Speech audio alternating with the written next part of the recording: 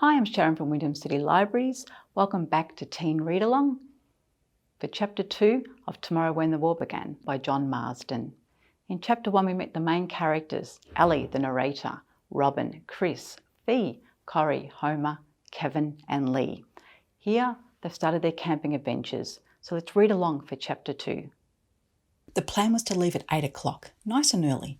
By about 10 o'clock we were nearly ready. By 10:30 we were about 4 k's from home, starting the ascent to Taylor's Stitch.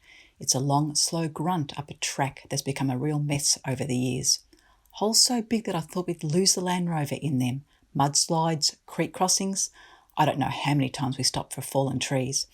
We'd brought the chainsaw, and after a while Homer suggested we keep it running and he'd nurse it as we drove along, to save us having to start it when we come to another log. I don't think he was serious. I hope he wasn't serious. It had been a long time since anyone had been up there. We always know, because they have to come through our paddocks to get to the spur. If Dad had known how bad the track was, he'd never have let us take the Land Rover. He'd trust my driving, but not that much. Still, we bounced along, me wrestling with the wheel, doing a steady 5 k's, with occasional bursts up to 10. There was another unscheduled stop about halfway, when Fee decided she was going to be sick. I stopped fast. She exited through the rear door, looking white as a corpse, and donated a sticky mess in the bushes for the benefit of any passing feral dogs or cats. It was not a pretty sight. Everything Fee did, she did gracefully, but even Fee found it hard to be graceful while she was vomiting. After that she walked quite a while, but the rest of us continued to lurch on up the spur in the landy. It was actually fun in a strange sort of way. Like Lee said, it was better than the cocktail shaker right at the show, because it was longer, and it was free. We were actually missing the show to come on this trip. We left the day before Commemoration Day, when the whole country stops, but in our district people don't just stop. They stop and then they converge on Wirrawee, because Commemoration Day is traditionally the day of the Wirrawee show. It's quite an occasion. Still, we didn't mind missing it. There's a limit to the number of balls you can roll down a clown's throat, and there's a limit to the number of times you can get excited over your mother's winning Best Decorated Cake. A year's break from the show wouldn't do us any harm. That's what we thought. It was about 2:30 when we got to the top. Fee had ridden the last couple of k's. We were all relieved to get out of the landy and stretch our bones. We came out on the south side of the knoll near Mount Martin. That was the end of the vehicle track. From then on it was Shank's pony, but for the time being we wandered around and admired the view. On one side you could see the ocean, beautiful Coppers Bay, one of my favourite places, and according to Dad, one of the world's great natural harbours, used only by the occasional fishing boat or cruising yacht. It was too far from the city for anything else. We could see a couple of ships there this time though. One looked like a large trawler maybe. The water looked as blue as real blood, deep and dark and still. In the opposite direction, Taylor's Stitch seemed its way to the summit of Mount Martin, a sharp straight ridge, bare black rocks forming a thin line as though a surgeon had made a giant incision centuries ago. Another view faced back down the way we'd come, the track invisible under its canopy of trees and creepers. Way in the distance you got glimpses of the rich farmland of the Wirrawee district, dotted with houses and clumps of trees, the lazy Wirrawee River curving slowly through it. And the other side was hell. Wow, said Kevin, taking a long look into it. We're going to get in there? We're going to try, I said, having doubts already, but trying to sound strong and sure. It's impressive, said Lee. I'm impressed. I've got 2 questions, said Kevin, but I'll only ask one of them. How?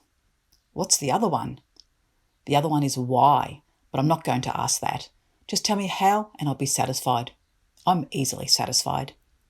That's not what Corrie says, said Homer, beating me to it. A few rocks were thrown.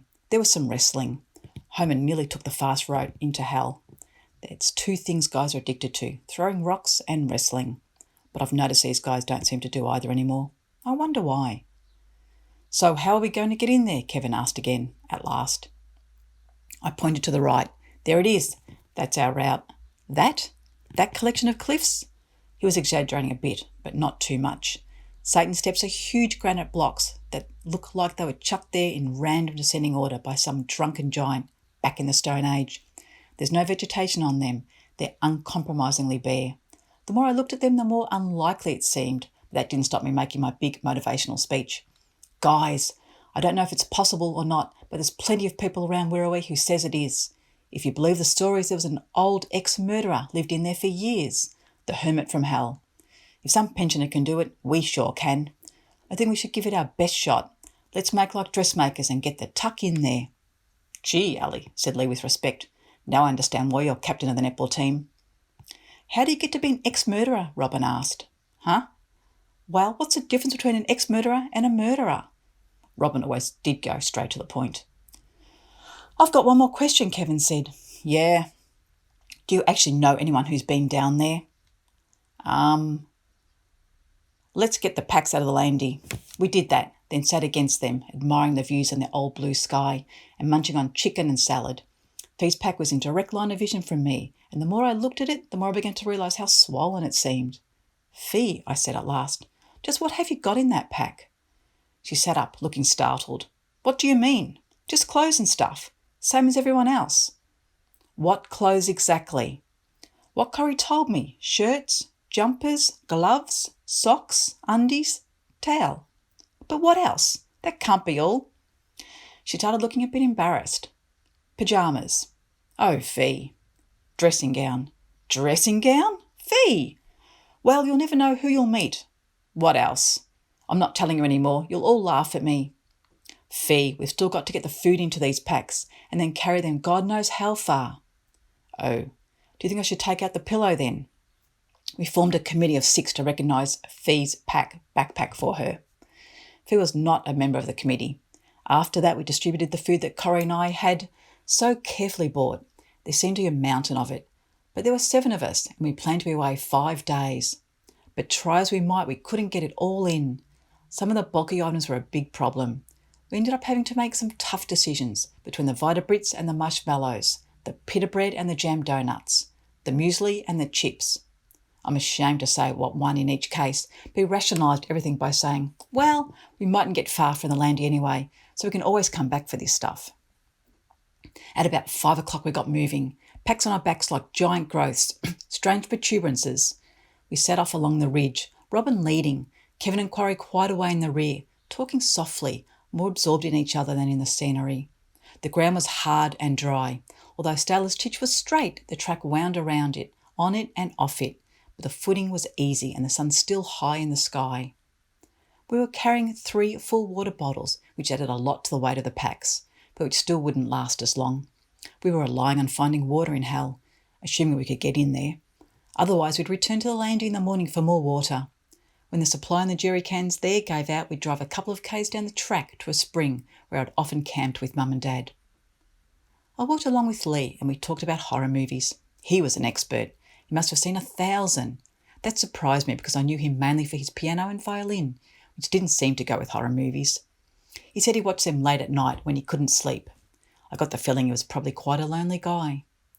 From the top, Satan's Steps looked as wild and forbidding as they had from a distance. We stood and looked, waiting for Kevin and Corrie to catch up. Said Homer. Interesting. That was about the shortest sentence I'd ever heard from him. There must be a way, Corrie said, arriving at that moment. When we were kids, I said, we used to say that looked like a track down to the left there. We always told ourselves that it was a hermit's path. We used to scare ourselves by imagining that he'd appear at any moment.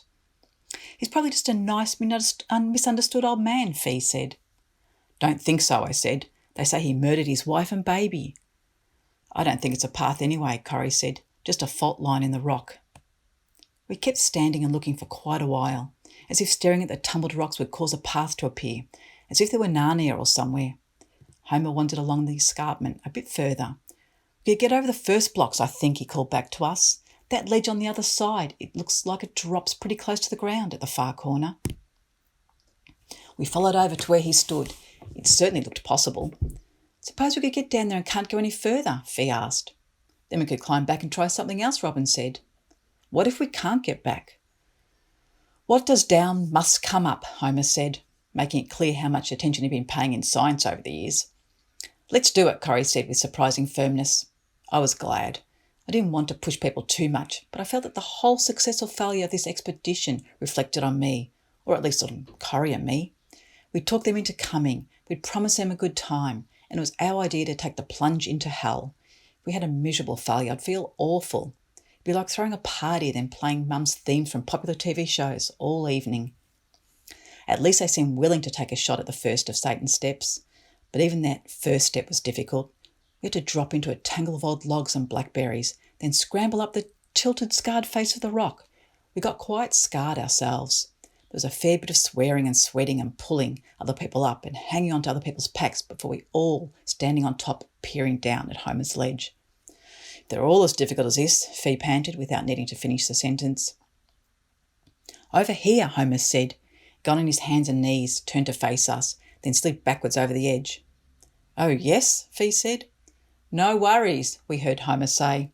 There was a worry, and that was how we were going to get back up again, but no one else mentioned it, so I didn't. I think we were too caught up in the thrill of the chase. Robin followed Homer, then Kevin, with much scrambling and grunting, lowered himself cautiously over them. I was next, scratching my hand a bit. It wasn't as easy because the heavy packs kept wanting to overbalance us, to pull us up backwards. By the time I got down, Homer and Robin were already jumping off the end of the ledge and fighting their way through the scrub to inspect the second huge block of granite. "The other side looks better," Lee said. I followed him round there and we inspected the possibilities. It was very difficult. There was quite a sheer drop either side of the block, despite the bushes and grasses growing out of the cliff. And the rock itself was sheer and high. Our only hope was an old fallen log that disappeared into the shadows and undergrowth, but at least seemed to be going in the right direction. "That's our path," I said. Homer said, coming up beside us. I straddled the log and started a slow slide down it. "She loves it, doesn't she?" Kevin said. I grinned as I heard the slap of Corrie's hand hitting some part of Kevin's exposed flesh. The log was soft and damp, but was holding together. It was surprisingly long, and I realised it was taking me up the front of the rock. Huge black beetles and slaters and earwigs started spilling out of the wood between my legs as I got towards the thin and more rotten end. I grinned again, hoping I'd scared them all away before Fee followed me down here. When I stood up, I found I was under an overhang, free of vegetation, but facing a screen of trees that almost concealed the next giant block. We'd be able to force our way through the screen, no doubt getting torn and scratched a lot more, but there was no guarantee we could get around or even over or under the granite. I sidestepped along, peering through the screen, looking for possibilities as the others started joining me. Fee was fourth, arriving a little breathless but without fuss. Funnily enough, it was Kevin who was unnerved by the insects. He slid the last few yards down the tree in a rush, yelling hysterically, "God, no! Help! There's creepy crawlies everywhere! Get them off me! Get them off me!" He spent the next 3 minutes brushing himself fiercely, spinning round and round in the narrow space we had, trying to catch glimpses of any more that might be on him, shaking his clothes frantically. I couldn't help wondering how he coped with fly-struck sheep.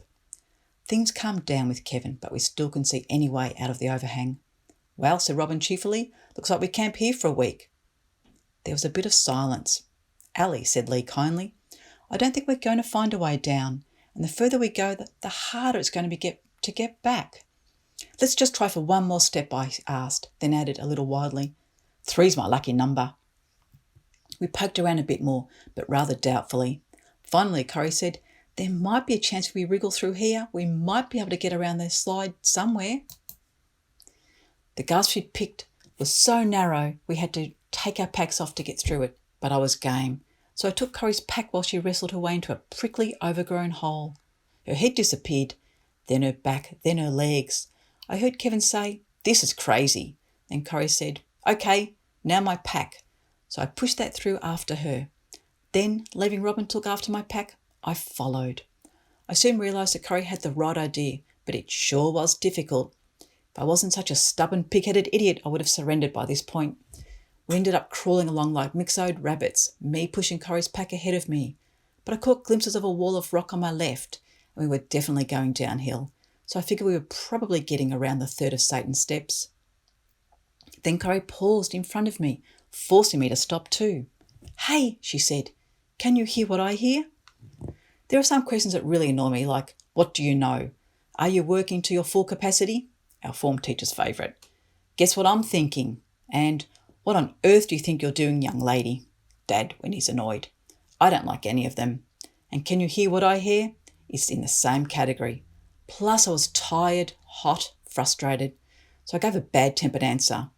After a minute's pause, Corrie, showing more patience than me, said, "There's water ahead, running water." I listened, and then I realised I could hear it too. So I passed the word back to the others.